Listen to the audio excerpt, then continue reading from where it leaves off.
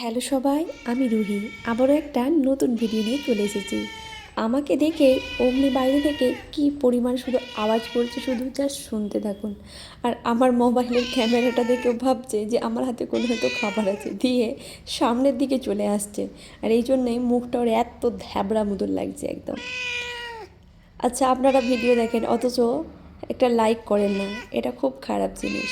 ভিডিওটা ভালো লাগলে অবশ্যই চ্যানেলটি সাবস্ক্রাইব করুন আর লাইক কমেন্ট শেয়ার করবেন। তারপরেই এদিক ওদিক করে দেখছে কেন জানেন?